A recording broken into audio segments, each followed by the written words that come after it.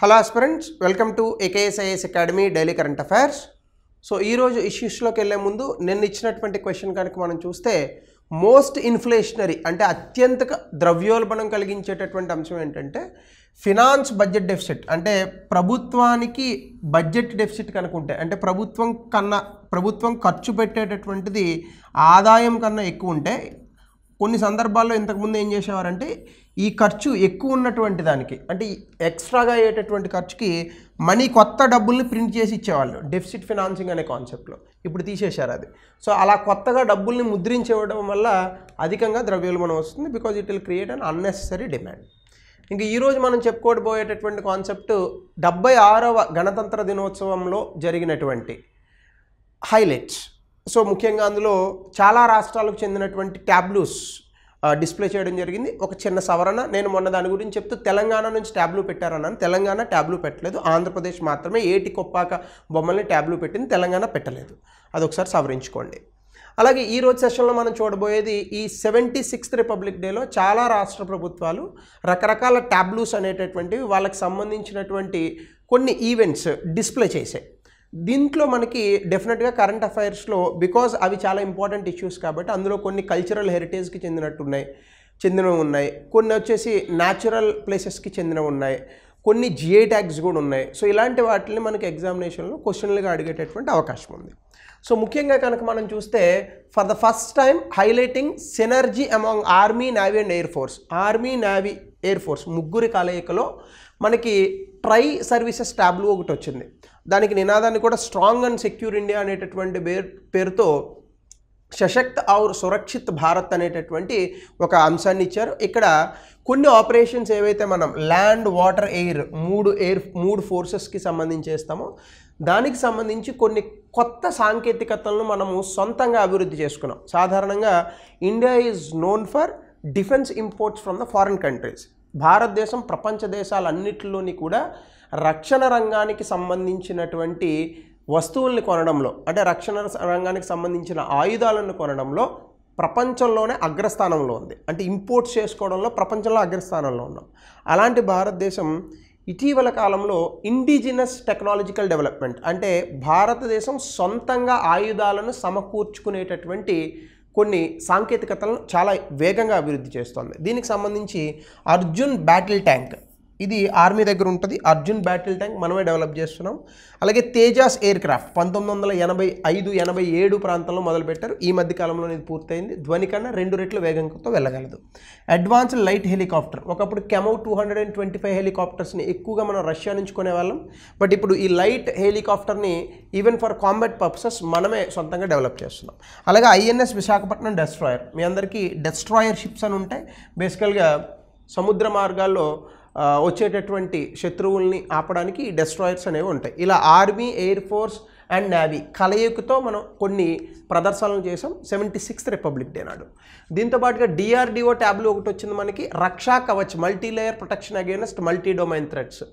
దీనికి సంబంధించి కనుక మీరు చూస్తే కొన్ని నేషనల్ సెక్యూరిటీకి సంబంధించి మనమే కొన్ని ఇన్వెంట్ చేసాం టెక్నాలజీస్, ప్రళయ్ లాంటి మిసైల్స్. అలాగే quick reaction surface to air missiles, అంటే సాధారణంగా మనకి శత్రువుల తాలూకా ఫైటర్ జెట్స్ అనేటటువంటివి ఎంటర్ అయినప్పుడు క్విక్ రియాక్షన్తో రాడార్ సహాయంతో వెంటనే ట్రిగర్ అయ్యేటటువంటి సర్ఫేస్ టు ఎయిర్ మిసైల్స్ ఉంటాయి. ఇవి కూడా మనం సొంతంగా తయారు చేసుకుంటున్నాం. అలాగే మీడియం పవర్ రాడార్ ఒకటి, ఆరుద్ర అనేటటువంటి ఒక రాడార్ని అభివృద్ధి చేశారు. అలాగే drone detection systems, any drones కనుక ఎంటర్ అయితే ఈ డ్రోన్స్ని డిటెక్ట్ చేసేటటువంటి ఒక కొత్త సిస్టమ్స్ కూడా వచ్చాయి. ముఖ్యంగా ఈ మధ్యకాలంలో ఒక 4-5 years క్రితం పాకిస్తాన్ నుంచి జరిగినటువంటి కొన్ని అటాక్స్ మన బోర్డర్ దగ్గర డ్రోన్స్తో సహాయంతో కూడా చేశారు అని చెప్పి మనకు కొన్ని రిపోర్ట్స్ ఉన్నాయి. అలాగే అడ్వాన్స్డ్ లైట్ వెయిట్ టార్పిడో, ఇది సముద్ర మార్గాల్లో మనకి సాధారణంగా వాడుతూ ఉంటారు. అలాగే Dharashakti electronic warfare system by using the latest technologies. అలాగే అన్మాన్డ్ ఏరియల్ వెహికల్స్, UAVs అంటాం కదా, ఇవన్నీ కూడా ఇండిజినస్గా అంటే భారతదేశం సొంతంగా అభివృద్ధి చేసుకున్నటువంటి సాంకేతికతలు. వీటిని కూడా డిస్ప్లే చేయడం జరిగింది. మీరు ఎగ్జామినేషన్లో ఖచ్చితంగా వీటి నుంచి క్వశ్చన్స్ ఎక్స్పెక్ట్ చేయొచ్చు. ఎందుకంటే 76th రిపబ్లిక్ డేలో వీటిని మనం డిస్ప్లే చేశాం కాబట్టి వీటి తాలూకు ఇంపార్టెన్స్ని మనం అర్థం చేసుకోవచ్చు. ఎస్పెషల్లీ సైన్స్ అండ్ టెక్నాలజీ, అలాగే వెపన్స్, ఇలాంటి వాటికి సంబంధించి క్వశ్చన్లు వస్తున్నాయి. సో డెఫినెట్గా ఇవి మనకి ఎగ్జామినేషన్లో యూజ్ అవుతాయి, ఎస్పెషల్లీ బిట్స్ రూపంలో రావచ్చు. అలాగే చాలా ట్యాబ్లూస్ అనేటటువంటివి పెట్టారు చాలా రాష్ట్ర ప్రభుత్వాలు, దాదాపుగా 15 రాష్ట్ర ప్రభుత్వాలు వాళ్ళ కేటగిరీలకు సంబంధించి కొన్ని ట్యాబ్లూస్ని పెట్టారు.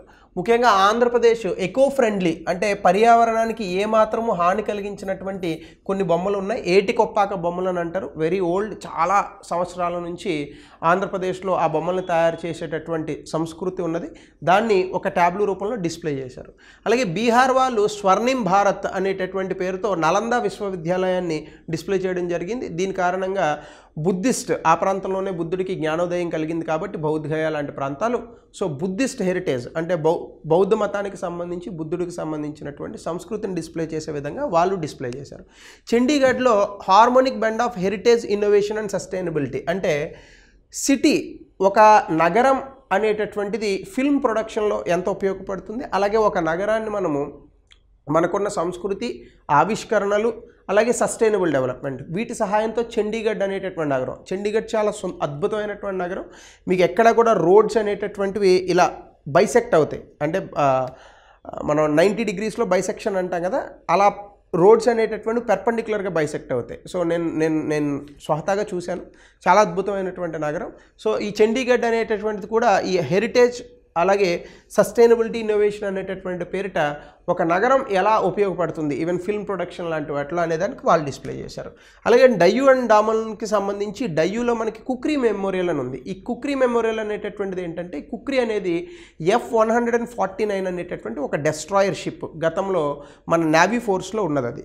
సో దాన్ని డిస్ప్లే చేశారు. ముఖ్యంగా అందులో పనిచేసినటువంటి ఆ గొప్ప గొప్ప సైలర్స్ ఎవరైతే ఉంటారో వాళ్ళకి ఒక ట్రిబ్యూట్ తెలిపేటటువంటి విధంగా దాద్రా నగర్ హవేలీ, డయ్యూ అండ్ డామన్ ఇద్దరు కలిసి అది చేయడం జరిగింది.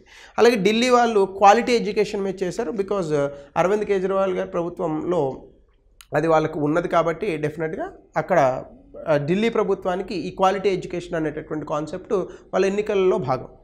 అలాగే కల్చరల్ హెరిటేజ్ ఆఫ్ గోవా కనుక మీరు చూస్తే, గోవాలో మనకి దివిజా ఫెస్టివల్, అలాగే కావి ఆర్ట్. ఈ కావి ఆర్ట్ అంటే ఏంటంటే బేసికల్గా కొంచెం రెడ్ కలర్తో చాలా అద్భుతమైనటువంటి బొమ్మలు గీస్తారు. ముఖ్యంగా రామాయణానికి సంబంధించి రాముడు ఆ శివధనుస్సుని విరిచేటటువంటి క్రమంలో సీతాదేవి స్వయంవరానికి సంబంధించి, అలాగే రాధాకృష్ణుల తాలూకా ప్రేమ గురించి చాలా ఎక్కువగా ఈ ఆర్ట్ ఫామ్స్లో డిపిక్ట్ చేయడం జరిగిందనమాట. ఇవి యాక్చువల్గా అక్కడ లోకల్ హెరిటేజ్, ఆ స్థానిక సంస్కృతిని పెంపొందించే విధంగా ఈ ఆర్ట్ ఫామ్స్ని వేశారు. అలాగే గోవా ఇట్ సెల్ఫ్ మనందరికీ చాలా రెనౌండ్ టూరిస్ట్ ప్లేస్ కాబట్టి పర్ల్ ఆఫ్ ద ఓరియంట్ అనేటటువంటి ప్లేస్లో గోవాకి సంబంధించి కూడా ఈ యొక్క ట్యాబ్లు డిస్ప్లే చేయడం జరిగింది. అలాగే గుజరాత్కి సంబంధించి మనకి కీరిత్ తోరన్స్ అని చెప్పేసి ఆర్చెస్ ఉంటాయి. సో ఈ ఆర్చెస్ని డిస్ప్లే చేయడంతో పాటుగా C-25 ఇది పూర్తి ఇండిజినస్ టెక్నాలజీతో మల్టీ రోల్ కాంబాట్ కోసం తీసుకొచ్చినటువంటి ఒక విమానం. ఇది మీకు సాధారణంగా బోయింగ్ విమానంలాగా చాలా పెద్దది ఉంటుందన్నమాట. సో ట్రాన్స్పోర్ట్ ఎయిర్ క్రాఫ్ట్ యాక్చువల్గా. సో ఆర్మీ పీపుల్, వీళ్ళు ఎయిర్ ఫోర్స్ పీపుల్ని ఎక్కువ మందిని ఈ ట్రాన్స్పోర్ట్కి తీసుకెళ్ళడానికి ఉపయోగిస్తారు. ఈవెన్ అక్కడ నుంచి పారాచూట్లతో అది కిందకు దూకుతారు కదా, అలా C-295 ఎయిర్ క్రాఫ్ట్ అది. సో దీన్ని కూడా డిస్ప్లే చేశారు. అలాగే హర్యానా వచ్చేసి కృష్ణుడి యొక్క టీచింగ్స్, భగవద్గీతకు సంబంధించి మన తాలూకా కల్చర్ అండ్ హెరిటేజ్ అది. సో దీన్ని హర్యానా డిస్ప్లే చేయడం జరిగింది. కర్ణాటక వాళ్ళు స్టోన్ క్రాఫ్ట్ అంటే రాళ్లతో చేసేటటువంటి ఒక ఆర్ట్ ఉంది. సో దాన్ని లక్కుండి అని అంటారు. ఈ లక్కుండి అనేటటువంటిది ఏంటంటే బేసికల్గా ఇది ఒక జైన్ సెంటర్, జైన మతానికి సంబంధించినటువంటి ప్లేస్ ఇది. సో ఇక్కడ చాలా టెంపుల్స్ ఉన్నాయి, ఎస్పెషల్లీ సోమేశ్వర టెంపుల్, జైన మసాడి, ఇవన్నీ కూడా చాళుక్య డైనస్టీ కాలంలో నిర్మించినటువంటి కట్టడాలని చెప్తారు. సో దీనికి సంబంధించి లక్కుండి అనేటటువంటి ప్రాంతాన్ని చేశారు. ఈవెన్ ఇక్కడ యునెస్కో హెరిటేజ్ సైట్ టెంటేటివ్ లిస్ట్లో కూడా అది ఉంది. సో మనకి ఎగ్జామినేషన్లో ఈ లక్కుండి అనేటటువంటి ప్రాంతం యునెస్కోలో ఉంది కాబట్టి ఇది కూడా మనల్ని ఎగ్జామినేషన్లో అడిగేటటువంటి అవకాశం ఉంది. అలాగే మధ్యప్రదేశ్ మీ అందరికీ తెలిసింది, చాలాసార్లు న్యూస్లో కూడా వచ్చింది, చీతాస్ని అక్కడ ప్రవేశపెట్టారు. కునో నేషనల్ పార్క్, చిరుతపులను ప్రవేశపెట్టారు, తర్వాత చచ్చిపోయినాయి అనుకోండి వేరే విషయం అది. అలాగే పంజాబ్ వచ్చేసి land of knowledge and wisdom అనేటటువంటి పేరుతో వాళ్ళు చెప్పారు. అందులో పెద్దగా మనకు ఎగ్జామినేషన్లో ఎక్స్పెక్ట్ చేసేది ఏమి ఉండదు. త్రిపుర వాళ్ళు వచ్చేసి worship of 14 deities in Tripura, Kharchi Puja అని 14 దేవతల్ని ఒకేసారి పూజించేటటువంటి ఒక సంస్కృతి ఉన్నది. అది త్రిపుర వాళ్ళు ఒక ట్యాబ్లూ రూపంలో డిస్ప్లే చేశారు. ఉత్తరప్రదేశ్ ఇప్పుడు జరుగుతున్నటువంటి 2025 మహాకుంభమేళాని వాళ్ళు ట్యాబ్లూ రూపంలో డిస్ప్లే చేశారు. సో మీ అందరికీ తెలుసు త్రివేణి సంగమం, ప్రయాగరాజ్ ఈ ప్రాంతాల్లో కుంభమేళా జరుగుతుంది. నేను దానికి సెపరేట్ వీడియో చేశాను, అది మీరు చూడొచ్చు. అలాగే ఉత్తరాఖండ్ కూడా ఇదే cultural heritage and adventure sports, ముఖ్యంగా టూరిజంకి ఉత్తరాఖండ్ చాలా ఫేమస్ కాబట్టి వాళ్ళు దానికే స్టిక్ అయి ఉన్నారు. అలాగే వెస్ట్ బెంగాల్కి సంబంధించి అక్కడ ఉన్నటువంటి ఉమెన్ ఎవరైతే ఉన్నారో వాళ్ళకి ఇన్కమ్ సపోర్ట్ ప్రోగ్రామ్గా ఒక ప్రోగ్రాం ప్రారంభించింది వెస్ట్ బెంగాల్ ప్రభుత్వం. దాని పేరు లక్ష్మీర్ భండార్.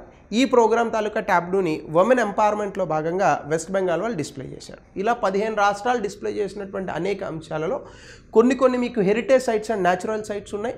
ఇందులో మనకి ఎగ్జామ్ రూపంలో అడగడానికి అవకాశం ఉంది. అలాగే 76th రిపబ్లిక్ డే ఇంకా హైలైట్స్ చూస్తే పద్మ అవార్డును ప్రకటించారు. ముఖ్యంగా 139 పద్మ అవార్డ్స్ని ప్రకటించారు. సో పద్మభూషణ్ కూడా బాలకృష్ణ గారికి వచ్చినట్టుగా మనం విన్నాం. దీనికి సంబంధించి హయ్యెస్ట్ అవార్డు ఇందులో Padma Vibhushan, exceptional and distinguished service, highest rank ఉన్నటువంటిది పద్మ విభూషణ్. దాని తర్వాత పద్మభూషణ్, డిస్టింగ్విష్డ్ సర్వీస్ ఉంటుంది.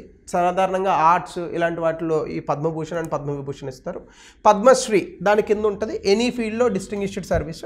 దాని హైరార్కీ కూడా మనకు తెలుసు. పద్మ విభూషణ్ అన్నిటికన్నా ఎక్కువ, దాని తర్వాత పద్మభూషణ్, దాని తర్వాత పద్మశ్రీ. ఒకటి వచ్చిన తర్వాత సాధారణంగా మిగతావి ఇస్తూ ఉంటారు. అలాగే ఈ అవార్డ్స్ని సాధారణంగా ఎవ్రీ రిపబ్లిక్ డేకి మనం ఇస్తూ ఉంటారు. వీటితో పాటు గ్యాలంటరీ అవార్డ్స్ అంటే మనకి ఆర్మీ వీటిల్లో ఎవరైతే exceptional service to the nation చేశారో వాళ్ళకు కూడా ఇచ్చారు. అందులో దాదాపుగా 93 ఆర్మ్డ్ ఫోర్సెస్కి and CAPF central armed police forces పర్సనల్కి ఈ గ్యాలంటరీ అవార్డుని ఇవ్వడం జరిగింది. దీనికి సంబంధించి కీర్తి చక్ర, శౌర్య చక్ర, అలాగే సేనా మెడల్స్, బార్-2 సేనా మెడల్స్, నవసేన మెడల్స్, వాయుసేన మెడల్స్, సో ఇవన్నీ కూడా ఇచ్చారు. సాధారణంగా ఇవి 2 సందర్భాల్లో ఇస్తారు, ఒకటి republic day, 2 independence day. Gallantry awards కూడా కనుక మీరు చూస్తే పరమవీర్ చక్ర, మహావీర్ చక్ర, వీర్ చక్ర ఇవి కూడా హైరార్కీ ప్రకారమే నేను ఇక్కడ రాశాను. ఈ అవార్డ్స్ని కూడా ప్రకటిస్తారు. పీస్ టైమ్ అవార్డ్స్కి సంబంధించి అశోక్ చక్ర, కీర్తి చక్ర, శౌర్య చక్ర ఈ అవార్డ్స్ని కూడా ప్రకటించారు.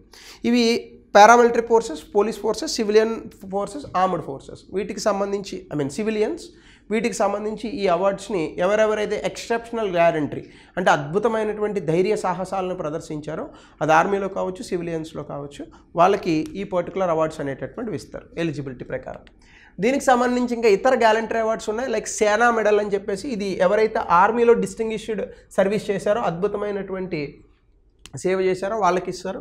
అలాగే బార్-2 సేనా మెడల్స్, సబ్సీక్వెంట్ యాక్ట్స్ ఆఫ్ బ్రైవరీ అంటే ధైర్య సాహసాలు ప్రదర్శించినటువంటి కొంతమంది వ్యక్తుల్ని సెలెక్ట్ చేసి వాళ్ళకి ఈ బార్-2 సేనా మెడల్స్. నౌసేనా మెడల్స్ ఏంటంటే నేవీలో డ్యూటీ చేసి ధైర్యంగా చేసిన వాళ్ళకి నౌసేన మెడల్స్ ఇస్తారు. ఎయిర్ ఫోర్స్లో చేసిన వాళ్ళకి వాయుసేన మెడల్స్ పేరులోనే ఉన్నాయి. అలాగే సివిలియన్ అవార్డ్స్కి సంబంధించి కనుక మీరు చూస్తే భారతరత్న భారతదేశంలోనే హయ్యెస్ట్ సివిలియన్ అవార్డు ఇది. దీన్ని 1954లో ప్రవేశపెట్టారు. ఎవరైతే exceptional performance of highest order, అది ఏ ఫీల్డ్ అయినా అవ్వచ్చు, చేస్తారో వాళ్ళకి ఈ పర్టికులర్ ఇస్తారు. ఇందులో డబ్బులు ఉండవు.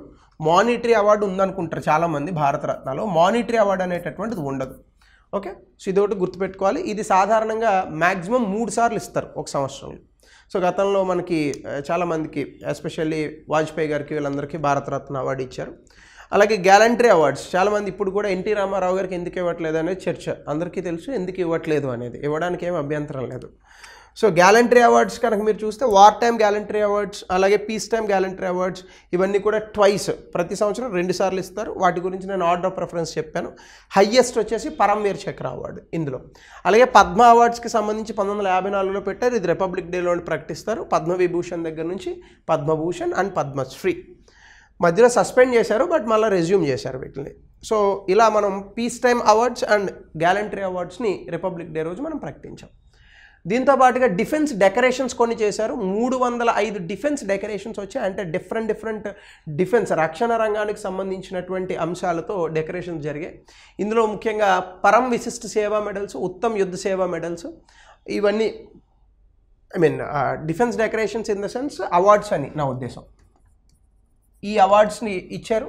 సో ఇందులో పరమ్ విశిష్ట సేవా మెడల్స్, ఉత్తమ్ యుద్ధ సేవా మెడల్స్, విశిష్ట సేవా మెడల్స్, యుద్ధ సేవా మెడల్స్, బార్-2 సేనా మెడల్స్, నౌసేన ఇవన్నీ మీకు చెప్పాను. ఇందులో కొన్ని మనం కనుక చూసుకుంటే డిస్టింగ్విష్డ్ సర్వీస్ ఆఫ్ ఎక్సెప్షనల్ ఆర్డర్లో పరమ్ విశిష్ట సేవా మెడల్స్ ఇస్తారు, పేరులోనే ఉంది పరం. అలాగే ఉత్తమ్ అనేటటువంటిది ఏదైనా వార్ లేదా కాన్ఫ్లిక్ట్ గొడవల సమయంలో అద్భుతమైనటువంటి ధైర్య సాహసాలు చూపించినటువంటి వ్యక్తులకు, సేవ చేసిన వ్యక్తులకు ఉత్తమ్ యుద్ధ సేవా మెడల్స్. అలాగే అతి విశిష్ట సేవా మెడల్స్ అనేటటువంటిది ఏంటంటే ఇది కూడా ఎక్సెప్షనల్ ఆర్డర్లో డిస్టింగ్విష్డ్ సర్వీస్ చేసిన వ్యక్తులకి. యుద్ధ సేవా మెడల్స్ అంటే వార్ ఆర్ హాస్టిలిటీ సమయంలో ధైర్య సాహసాలు చూపించినటువంటి వ్యక్తులకి. బార్ టు సేనా మెడల్స్, అలాగే విశిష్ట సేనా మెడల్స్, ఇవన్నీ కూడా ఆర్డర్ ఆఫ్ ప్రిఫరెన్స్లో ఇవ్వడం అనేటటువంటి జరుగుతుంది.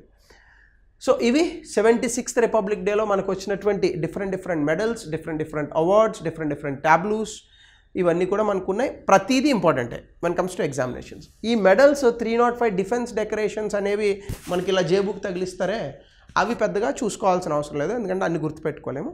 But Padma awards and civilian awards, tableaux, ఇవి మాత్రం చాలా ఇంపార్టెంట్. సో వీటికి సంబంధించి గతంలో ఇచ్చినటువంటి ప్రశ్న ఒకసారి మీ ఆన్సర్ని కమెంట్ సెక్షన్లో తెలపండి. అలాగే భారతదేశంలో సాధారణమైన రచనలు, శౌర్యాన్ని గుర్తించడంలో పద్మ అవార్డులు మరియు గ్యాలంటరీ అవార్డులు ప్రాముఖ్యతను చర్చించండి.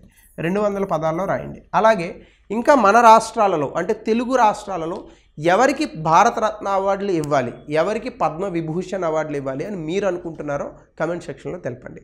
మనం కూడా రికమెండ్ చేద్దాం from the social media platform. So thank you, have a nice day. మరో క్లాస్లో మళ్ళీ కలుద్దాం.